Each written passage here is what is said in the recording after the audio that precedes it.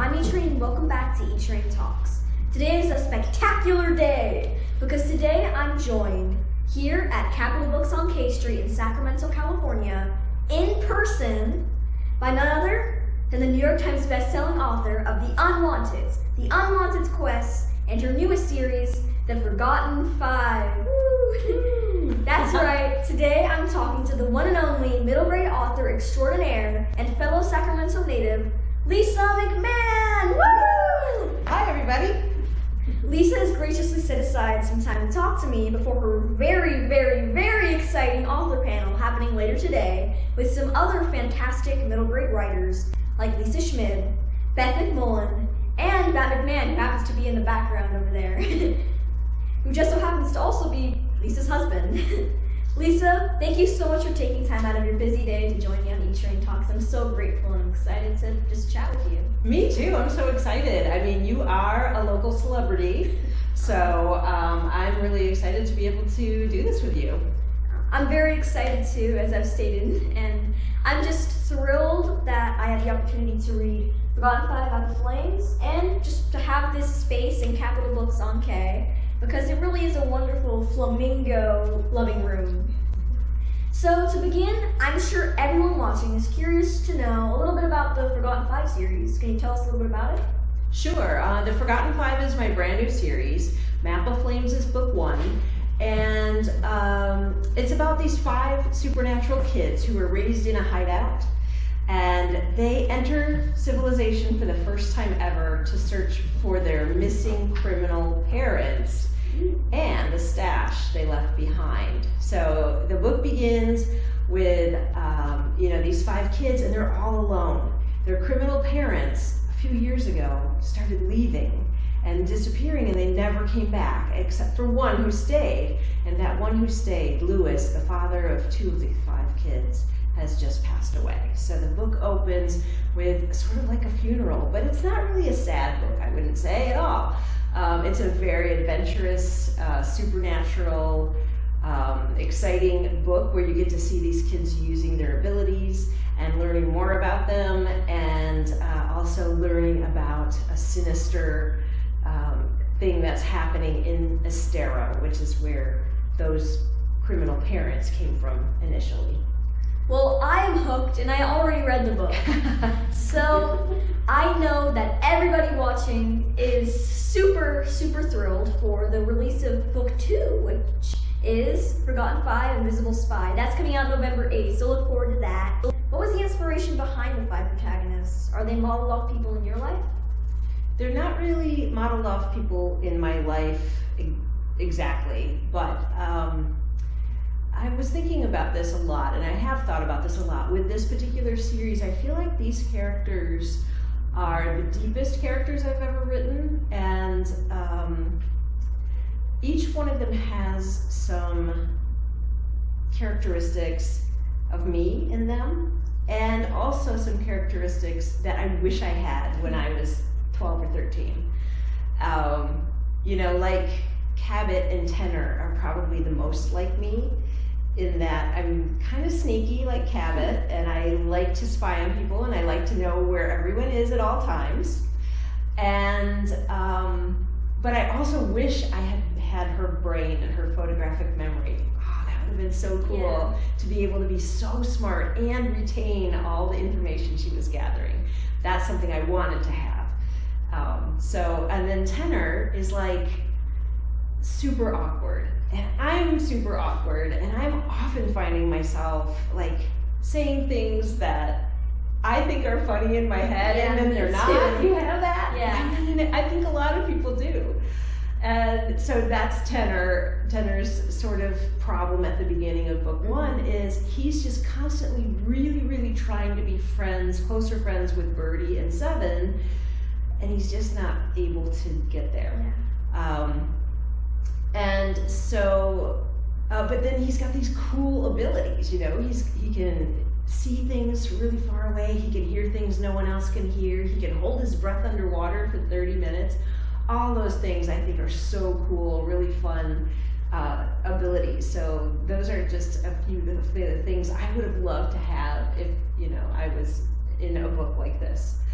all the other kids too. I mean, Birdie can talk to animals. I love animals. I've always dreamed, like I love books like, you know, Charlotte's Web, where you've got animals who are intelligent. And I even wrote Clarice the Brave with these two mice who are intelligent, and they, you know, have this journey. And so I really love animals, and so that was a little bit of the inspiration for Birdie.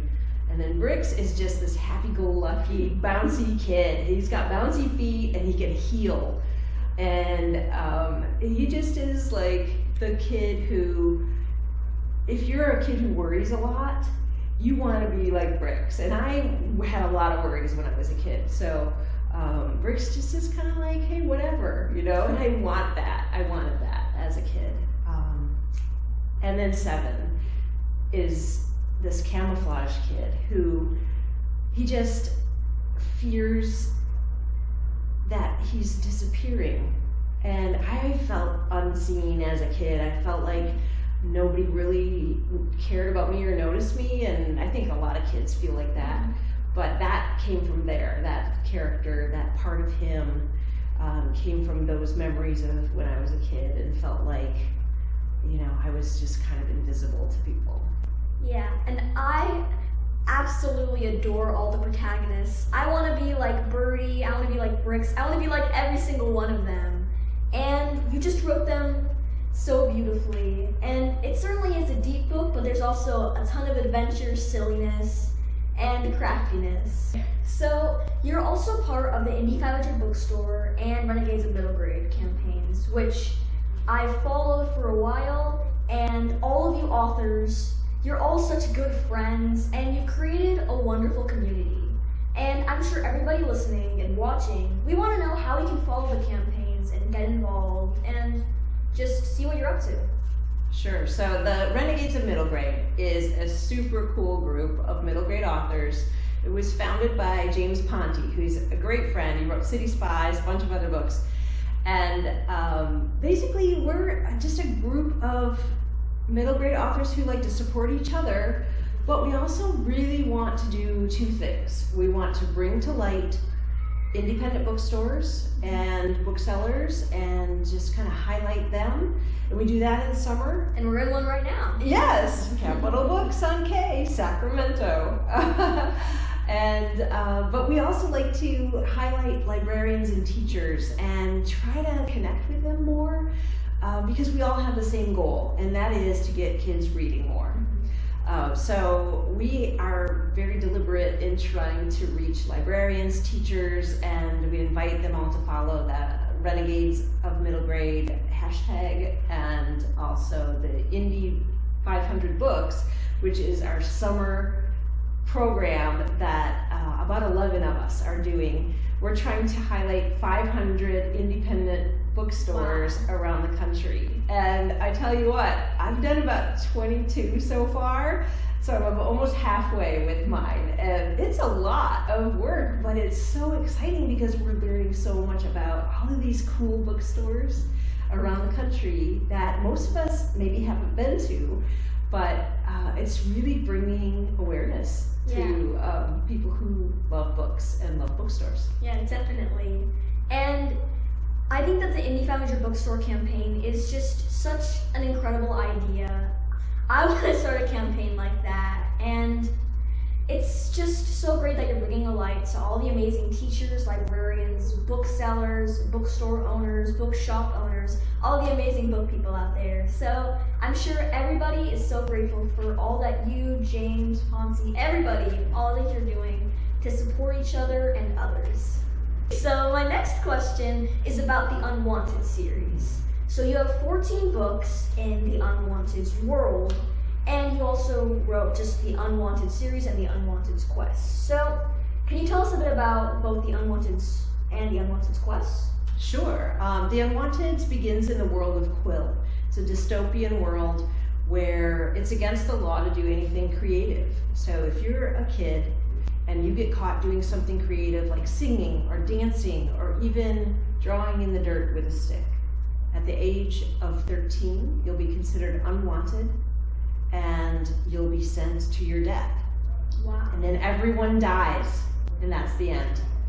Oh wait, no, that's not what happened. You haven't read this one yet, but I mean, there's 14 books, so hopefully not everybody dies. Luckily, those unwanted kids end up in a secret magical world, so they don't get put to death after all. It's not too much of a spoiler to say that the person who's supposed to be putting them to death has secretly been saving them and teaching them to use their creative abilities to do magic. So the magic is art-based, and they can learn how to do magic for fun, but also to protect themselves in case they ever get discovered and have to fight. So that's a little bit about how book 1 of the Unwanted series begins. And that whole series of 7 books has a nice ending. I really wanted to continue in the Unwanteds world after I finished the first series. So I began the Quest series, which starts 10 years later after the first series ends. And we've got 2 new protagonists. The twin sisters of Alex and Erin are now, they were 2 years old at the end of the first series. Now they're 12, and they're the most magical people that Artemis has ever seen. But they can't really control their magic, and it's dangerous. So everybody's kind of like, look out, here comes the twins, and they're feeling bad about themselves, but they can't help it. And they see an opportunity to do something good for the people of Artemis by helping some dragons. And that's the beginning of a 7-book series where everything pretty much goes wrong from the first moment. Why have I not read these books yet? Once this interview is done, I'm going right to the first Unwanteds book, which I have right here. Awesome. And that's an amazing storyline. And I want to learn more. Was there like a spark of inspiration, a certain moment that kind of clicked, like, wow, I'm going to write this Unwanted series of 14 books? So the Unwanted series was inspired by my own kids when they were right around your age. They were 12 and 9. And they came home from school one day and they had a letter in their backpacks. And the letter said, "Dear parents, we are so sorry to tell you that we have to eliminate the arts classes from school because of budget cuts. So we can no longer have art or music or theater." And my kids love those classes. My son loves to draw. My daughter loves to sing and act. And I remember feeling terrible and looking at my kids and saying, wow, kids, I'm so sorry. It kind of feels like you're being punished for being creative.